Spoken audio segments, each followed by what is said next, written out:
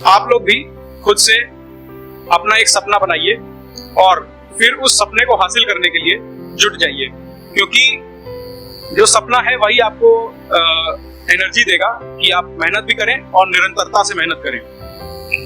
अंत में मैं बस ये एक लाइन और कहना चाहूंगा कि सूरज जैसा चमकना है तो सूरज जैसा जलना होगा, नदियों सा आदर पाना है तो पर्वत छोड़ निकलना होगा। प्रिय दोस्तों, अभिमान नहीं होना चाहिए कि मुझे किसी की ज़रूरत नहीं, और अहंकार भी यह नहीं होना चाहिए कि मेरी ज़रूरत सबको पड़ेगी। अहंकार और आत्मविश्वास दोनों एक ही परिवार के दो सदस्य हैं, लेकिन इन दोनों में इतना अंतर है कि आत्मविश्वास कहता है कि मैं अच्छा हूँ, लेकिन अहंकार कहता है कि सिर्फ मैं ही अच्छा हूँ। आत्मविश्वास कहता है कि मैं हार नहीं सकता, लेकिन इसके विपरीत अहंकार कहता है कि मुझे कोई हरा नहीं सकता। प्रिय दोस्तों, आत्मविश्वास कहता है कि मैं हर मुकाबले के लिए तैयार हूँ, लेकिन इसके विपरीत अहंकार कहता है कि मुझसे किसी का मुकाबला ही नहीं है, कोई मुझसे मुकाबला कर ही नहीं सकता है।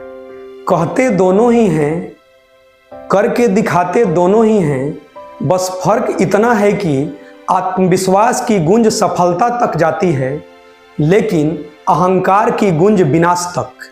प्रिय दोस्तों, सुख और दुख अपनी तकदीर से मिलती है, अमीरी और गरीबी से इसका कोई लेना देना नहीं है। रोने वाले महलों में भी रोते हैं, लेकिन जिनके तकदीर में यदि खुशियाँ होती हैं वह झोपड़ी में भी हंसते हैं। गुजर जाएगा यह वक्त भी, जरा धीरज तो रखिए, जब खुशी ही ना ठहरी तो गम की क्या औकात है। चिराग से ना पूछो कि बाकी तेल कितना है, और सांसों से ना पूछो कि बाकी जीवन का खेल कितना है। पूछो कफन में लिपटे मुर्दे से कि जिंदगी में गम और कफन में चैन कितना है। हाल मीठे फलों का मत पूछो जो रात दिन चाकुओं में रहता है। डूबने वाला ही समझता है तिनके की अहमियत, तैरने वाले को तो बस किनारा ही नजर आते हैं। बहुत फर्क होता है जिंदगी को जीने और काटने में। जिसके पास कुछ न होते हुए भी मुस्कुराते रहते हैं वह जिंदगी को जी रहे हैं, और जिनके पास सब कुछ होते हुए भी रोते रहते हैं वह जिंदगी को काट रहे हैं। आज की खुशी तो बीते हुए कल के दुख को भुला देगी, लेकिन वक्त बदलते ही यह जिंदगी तुम्हें फिर रुला देगी। प्रिय दोस्तों, हजार कोशिशों के बाद भी कभी कभी सफलता नहीं मिल पाती है। जब किस्मत खराब हो तो मेहनत भी अधूरी रह जाती है। यह वक्त है साहब, दिन सबके आते हैं, मेहनत का फल, मुसीबतों का हल और आने वाला कल, यह सब ईश्वर के हाथ में है। उम्मीद कभी भी संसार से नहीं बल्कि संसार को रचने वाले से रखनी चाहिए। मतलब है कि ईश्वर से उम्मीद आप रख सकते हैं, और उसके साथ साथ आप दिन रात कड़ी मेहनत, ऊंची सोच और पक्का इरादा के साथ मेहनत करते हुए आप अपने लक्ष्य को प्राप्त कर सकते हैं, जिसके लिए आपको दिन दूना रात चौगुना एक कर देना है। कर्म कैसा भी हो, महत्व हमारी भावनाओं की होती है। जिसकी भावना शुद्ध होती है, ईश्वर उनका साथ हमेशा देते हैं। जब मैं आप लोग की उम्र में था तो आप लोग भी नोटिस करते होंगे कि इस उम्र में सबसे बढ़िया चीज लगती है कि बस बढ़िया खाना मिल जाए, खेलने को मिल जाए, और कोई पढ़ने को ना बोले। मेहनत से काफी बार बचने की इच्छा होती है। मेरे को भी बचपन में क्रिकेट बहुत पसंद था, और इच्छा होती थी कि बस दिन भर क्रिकेट ही खेलने को मिलता रहे।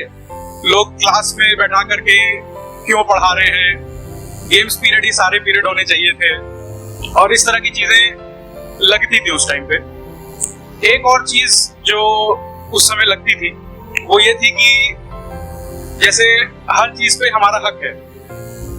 हर चीज देख करके लगता था कि ये भी चाहिए, बैट भी चाहिए, बॉल भी चाहिए। और कई बार जब जिद या इच्छाएं पूरी ना हो पाए तो काफी हताशा भी होती है। आप लोग के साथ भी शायद होता ही होगा ये सब चीजें।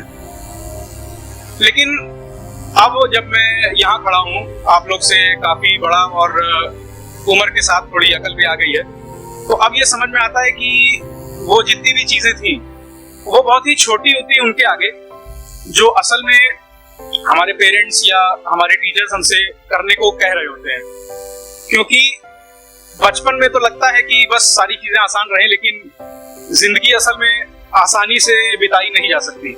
अपना खुद की एक जगह बनाना और वहां तक पहुंचना जरूरी होता है, ताकि न केवल आप लोगों को थोड़ा सम्मान मिले, बल्कि ये भी हो सके कि आप लोग दूसरों के लिए कुछ कर पाए। और वहीं अगर आप आज आराम का सोचेंगे, जैसा सर भी कह रहे थे कि मान लीजिए आराम से 9 बजे सो के उठ रहे हैं कि संडे है, कोई बात नहीं, आज स्कूल नहीं है, थोड़ा सो ही लेते हैं, थोड़ा खेल ही लेते हैं, लेकिन उसमें आप अपने महत्वपूर्ण समय को वेस्ट कर रहे होते हैं। कि जो समय में कोई दूसरा बच्चा, जैसे सर ने कॉम्पिटिटिव एग्जाम्स की बात की, तो आजकल जनसंख्या इतनी ज्यादा है कि कंपटीशन से पार पा पाना बहुत मुश्किल है।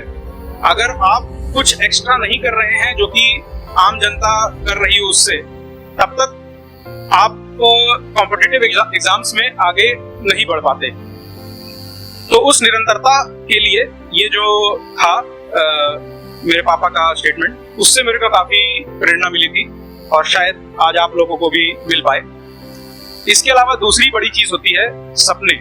जैसे सर ने भी बात कही कि आपको ये सपना या अपना गोल या अपना एम क्लियर होना चाहिए कि आप ये सारी चीजें कर क्यों रहे हैं, हम आखिर यहाँ पर आकर के क्यों पढ़ रहे हैं, हमें ये जो जीवन में विषमताएं झेलनी पड़ रही है कि खेलने को नहीं मिल रहा है या फिर खाने को नहीं मिल पा रहा है, वो क्यों नहीं मिल पा रहा है और कैसे उन चीजों का निवारण किया जा सकता है, ये सारे आपके सपने आपको दिखाते हैं।